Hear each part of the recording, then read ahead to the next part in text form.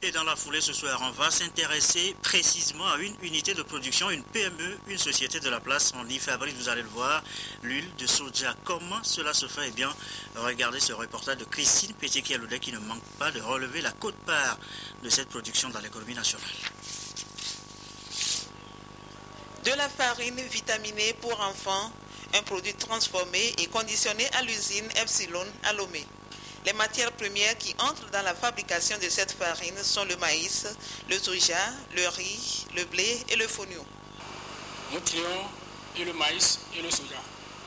Après le tri, on passe à la torréfaction, où on torréfie le maïs, le soja également. Après la torréfaction, nous passons à la salle de formulation, où on fait un mélange de toutes ces céréales qui entrent dans la production. Et nous faisons 1200-1100 de farine par jour. Et dans la foulée ce soir, on va s'intéresser précisément à une unité de production, une PME, une société de la place. On y fabrique, vous allez le voir, l'huile de soja. Comment cela se fait? Eh bien, regardez ce reportage de Christine Pétiquier-Loudet qui ne manque pas de relever la quote-part de cette production dans l'économie nationale. De la farine vitaminée pour enfants, un produit transformé et conditionné à l'usine Epsilon à Lomé.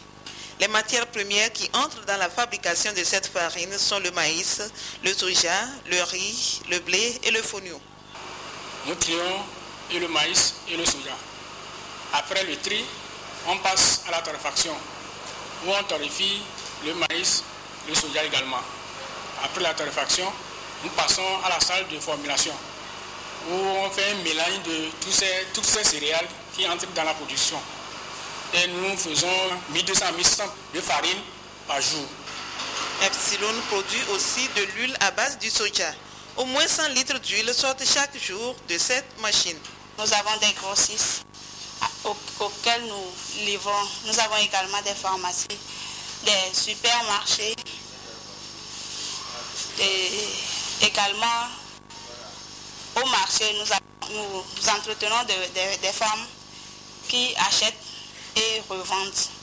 Les produits que nous fabriquons ici, ça permet à certaines personnes, femmes qui viennent prendre et qui vont aller revendre.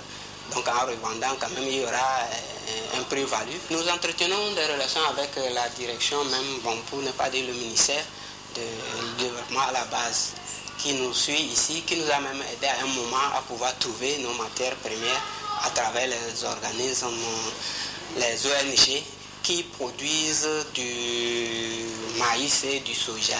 Les vacanciers, nous en recevons actuellement, nous avons près d'une dizaine et qui viennent ici pour pouvoir préparer leur rentrée scolaire. D'une dizaine d'agents au départ, cette unité de production emploie aujourd'hui plus d'une soixantaine d'agents qui conjuguent leurs efforts pour sortir des produits conformes aux normes internationales de qualité. Nous sommes sous le coup de l'UMOA qui nous suit. Si vraiment nous respectons nos engagements, donc, les engagements que nous nous sommes prescrits, à savoir respecter les normes d'hygiène à travers ISO 22000. Du jus de fruits, surtout celui de l'ananas, est également fabriqué dans cette unité industrielle de production agroalimentaire. Un projet de transformation de manioc est en cours. Objectif, produire du gari et du tapioca pour une commercialisation à grande échelle.